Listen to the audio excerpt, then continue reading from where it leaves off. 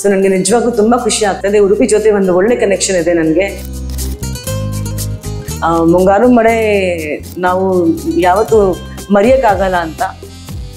ನನಗೆ ನೀರು ದೋಸೆ, ಕೊರಿ ರೊಟ್ಟಿ ಎಲ್ಲ ತುಂಬ ಇಷ್ಟ.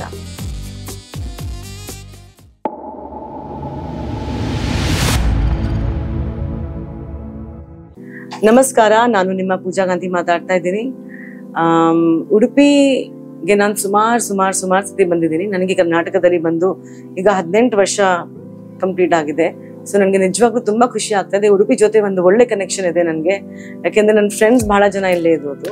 ಆಮೇಲೆ ಊಟ ನನಗೆ ತುಂಬಾ ಇಷ್ಟ. ಈ ಕಡೆ ಇರೋ ಅಡಿಗೆ ಎಲ್ಲ ನನಗೆ ತುಂಬಾ ಇಷ್ಟ. ಆಮೇಲೆ ಶೂಟಿಂಗ್ ನಾವೆಲ್ಲ ಮಾಡಿದಾಗ ಉಡುಪಿ ಕಡೆ ಒಂದ್ಸತಿ ನಾನು ಹಾಲಿಡೇಗೆ ಬಂದಿದ್ದೆ. ಸೊ ಹಾಗಾಗಿ ನನ್ನ ಫ್ರೆಂಡ್ಸ್ ಕೂಡ ತುಂಬಾ ಬಹಳ ಜನ ಇಲ್ಲೇ ಇದ್ದಾರೆ. ಸೊ ಹಾಗಾಗಿ ನನಗೆ ತುಂಬಾ ಖುಷಿ ಆಗುತ್ತೆ. ಇಲ್ಲಿ ಯಾವಾಗ ಬರ್ತೀನಿ ನಾನು ಕೃಷ್ಣ ಮಠಕ್ಕೆ ಡೆಫಿನೆಟ್ಲಿ ದರ್ಶನ ಮಾಡೋಕೆ ಬಂದೇ ಬರ್ತೀನಿ. ಸೊ ಹಾಗಾಗಿ ಐ ಥಿಂಕ್ ಇವತ್ತು ಮೇ ಬಿ ಒಂದು 8-10ನೇ ಸತಿ ನಾನು ಬಂದಿರ್ಬೋದು.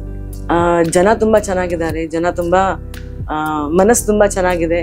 ತುಂಬಾ ಪ್ರೀತಿ ತೋರಿಸ್ತಾರೆ. ಆಮೇಲೆ ಎಲ್ಲಿ ಹೋಗ್ತೀನಿ ಅಂದ್ರೆ ಜನ ಅದೇ ಹೇಳ್ತಾರೆ, ಮುಂಗಾರು ಮಳೆ ನಾವು ಯಾವತ್ತೂ ಮರೆಯೋಕ್ಕಾಗಲ್ಲ ಅಂತ.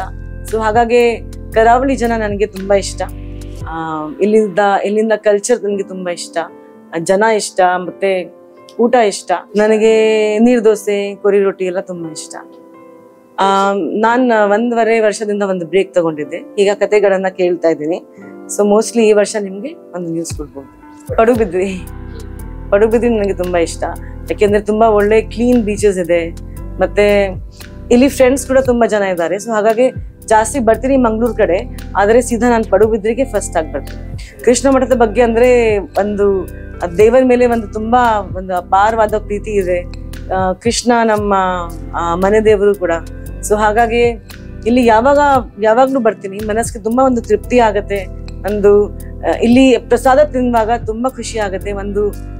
ಅಮೃತ ತಿಂದಂಗೆ ಫೀಲಿಂಗ್ ಆಗತ್ತೆ. ಸೊ ಕೃಷ್ಣ ಮಠ ನನಗೆ ತುಂಬಾ ಇಷ್ಟ.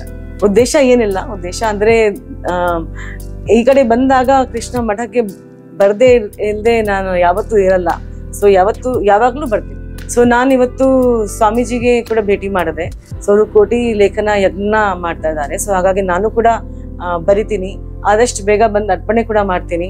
ಸೊ ಎಲ್ಲರಿಗೂ ಒಳ್ಳೇದಾಗ್ಲಿ. ಆಮೇಲೆ ಇದು ಒಳ್ಳೆ ಒಂದು ಸ್ಟೆಪ್ ಅಂತ ನಾನು ಹೇಳ್ಬೋದು. ಸೊ ಎಲ್ಲರಿಗೂ ಒಂದು ಅವಕಾಶ ಸಿಗುತ್ತೆ ಈ ಭಗವದ್ಗೀತಾನ ಬರೆಯಕ್ಕೆ. ಸೊ ನಾನು ಕೂಡ ಬರಿತಾ ಇದ್ದೀನಿ. ಸೊ ನೀವು ಕೂಡ ಎಲ್ಲರೂ ಬರೀರಿ ಅಂತ ನಾನು ಹೇಳೋಕೆ ಇಷ್ಟಪಡ್ತೀನಿ. ಈಗ 3 ವರ್ಷದಿಂದ ನಾನು ಬರಿತಾ ಇದ್ದೀನಿ, ಓದ್ತಾ ಇದ್ದೀನಿ ಕನ್ನಡನ. ಈಗ ಇನ್ನೂ ಪ್ರಯತ್ನ ಮಾಡ್ತಾ ಇದ್ದೀನಿ. ಇನ್ನು ಚೆನ್ನಾಗಿ ಬರಿಬೇಕು, ಚೆನ್ನಾಗಿ ಓದ್ಬೇಕು, ಚೆನ್ನಾಗಿ ಮಾತಾಡಬೇಕು. ಸೊ ಜನ ಇಲ್ಲಿವರೆಗೂ ಎಷ್ಟು ಸಪೋರ್ಟ್ ಮಾಡಿದ್ದಾರೆ ನನಗೆ ನಿಜವಾಗ್ಲೂ ತುಂಬಾ ಖುಷಿ ಆಗುತ್ತೆ. ತುಂಬಾ ಅಪಾರವಾದ ಕೃತಜ್ಞತೆ ಇದೆ ಜನರ ಮೇಲೆ. ನಾನು ಹೇಳೋಕೆ ಇಷ್ಟಪಡ್ತೀನಿ. ಅವರ ಸಪೋರ್ಟ್ ಇಂದ ನಾನು ಇವತ್ತು ಕನ್ನಡ ಮಾತಾಡ್ತಾ ಇದ್ದೀನಿ, ಓದ್ತಾ ಇದ್ದೀನಿ, ಬರಿತಾ ಇದ್ದೀನಿ.